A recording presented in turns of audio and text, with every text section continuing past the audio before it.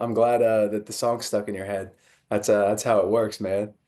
I mean, I'm a former writer turned broadcaster, and I mean, there are a couple of lines in there that are. I guess it takes us back to every relationship like that. But and I'll get to your latest record in a minute. But when you write, I mean, haunting songs like that, are you laying your memory on something that you went through, or you just know that everybody's been through that? I think it's a little bit of a combination of both. The fun thing about that song is my manager has a sense of humor and likes to say that I had this problem with that previous record where I would write these stories and then I would go out there and live them out so I could truly feel the story. And I will definitely say this much. I definitely had myself a pretty little poison. So I lived that hit and I really pushed that hit into submission to go to number one. And I got to experience it firsthand at the Houston Rodeo just the other night in front of 65,000 people singing it back to me. So it's truly amazing to see how many lives that song has touched. With a kiss on her lips, just like cyanide. I mean, that is not exactly your high school romantic song, but it does remind me of a few things that I won't repeat in my life. Anyway, it's great to talk to you, and you're about to go out on tour, but that must have been quite an experience in front of that many people the other night. Yeah, it was my first opportunity to headline a stadium show, and I felt so honored. I felt that it was God's blessing and just another way of him showing just him touching my life and and speaking through me and using my platform for good. And it was such an awesome experience to have my mom and dad there and so many friends and family too. My little sister just to soak up that moment of such a large audience and to feel so much love for only been doing music for about 4.5 years and haven't even been touring for 3 years yet. So it's God's blessing. Yeah, I hate to sound like the introductory interview at work here, but I need you to explain that, Warren, because I mean you grew up Pennsylvania. You're a lacrosse player in college. You did some music where you paid tribute to some of your heroes. But what happened to finally? When did that bell go off? Because most musical stars start at a very early age.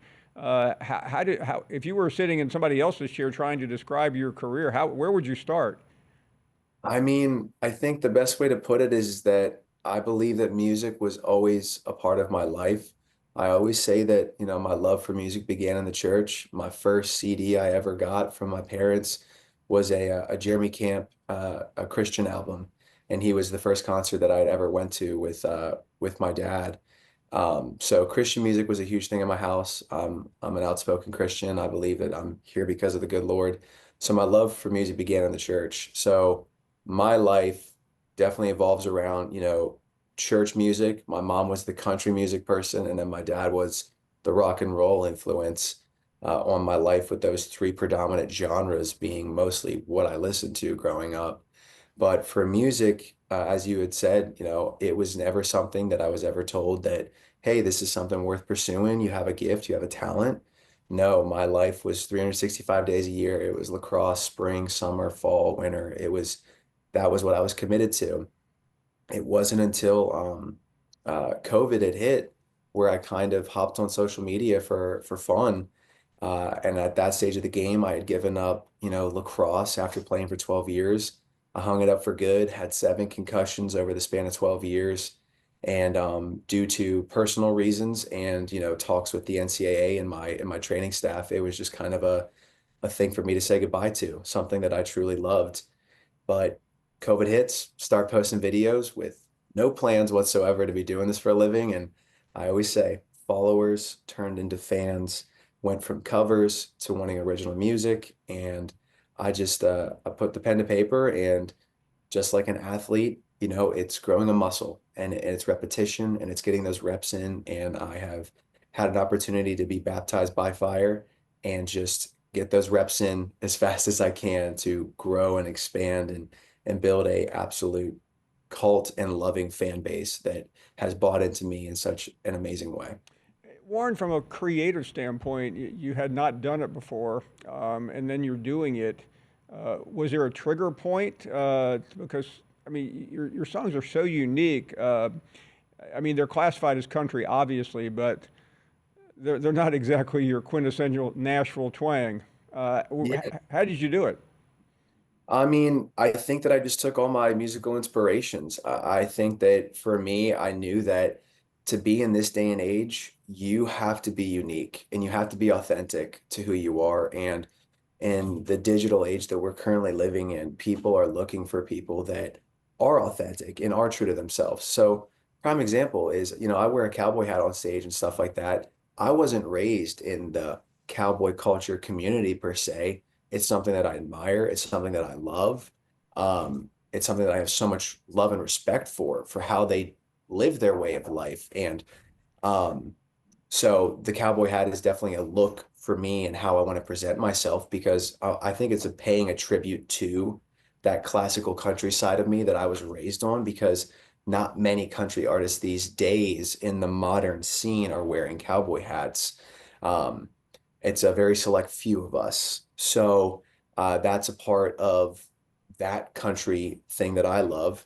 Um, but for the musical standpoint, it wasn't an overnight thing to callous the mind and kind of figure out what I want to say and put out. It was just taking these influences, and it's a shout out to Nashville with the writers. The writing community opened up their arms to me, welcomed me in, could see the potential in me, knew I had a gift, and they wanted to help me and help me perfect the craft. And through this process of having my sophomore album out now, Relapse, Lies, and Betrayal, I've really been able to learn quickly on what I want to say and what I don't want to say, and how I also want to produce my music because I'm also a producer on this record as well. So again, I think that it's God's gift. I think I have a natural talent and a natural gift for hearing music and knowing what I want to create because I have no musical theory and no music background in school.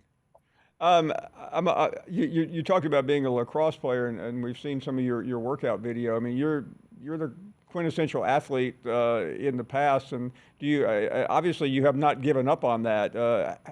How do you translate your workouts to what you have to do on stage, which is incredibly challenging and exhausting for anyone, especially someone who's as active as you are? Yeah, I mean, I think that it's just I view it very much so as what it felt like to step on that field, whether it was for a summer tournament or a summer showcase in front of college prospects or playing the state championship. Like for me, getting on that stage is my field now. So I treat that as, I'm going into my game. This is game time, game mode. So working out and staying healthy is such a huge part of my regimen and my lifestyle. I mean, before I hopped on here, I just got into my hotel room. I'm in New York City right now doing a bunch of press and everything for this album rollout. And I just had, 15, 20 grams of protein in my yogurt. I drank my liquid egg whites this morning. Um, I'm very regimented and it's been awesome to see the results and just it gives you that one more thing to focus on, and it gives you an edge when you're stepping on stage because as you were looking at some of those highlight reels of working out, what kind of show that I put on is not your traditional stand in front of the mic stand and play a country concert. It's very much so heavily rock and roll infused. I'm high octane. I'm highly engaged with my fans. So it takes a lot of endurance to be on that stage for an hour and a half. When you walk off that stage after your final song, how would you describe that? I mean, I know that's a feeling of total exhaustion, but it has to be such a rush too, especially the other night to be in front of that many people. It's mentally and physically, it is exhausting. It really is. It takes a toll on you. And I think it's just like coming off the field playing a football game, coming off the field playing a lacrosse game, whatever it is, I'm putting my heart and soul out there. You know, I'm not just doing something physical, I'm putting my emotions on the line while singing these songs that I've written, and I'm trying to build a connection with each and every one of these fans because this is their escape. This is them spending their time, their money, on their free time to come spend it with me. And it's my opportunity to make you a fan for life and continue to follow along on this amazing journey. It's such a weird dynamic to go from being on a stage, whether it's 7,000 people, 500 people, or 65,000 people, and then watching that. I talk about it as if like it's like a switch goes off or like walking through a vortex when I get off and all the noise just goes and then you're just there by yourself.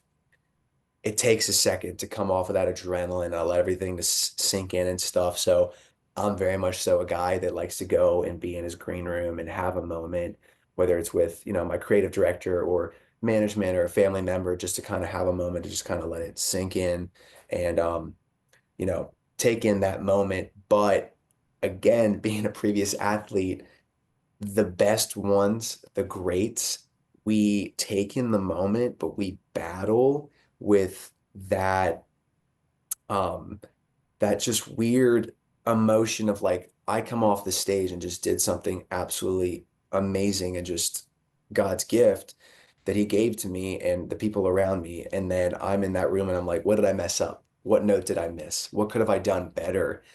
And it's that balance of analyzing these things to get better at your craft. So I have a tendency to beat myself up too, and it's just something that it's an ongoing thing.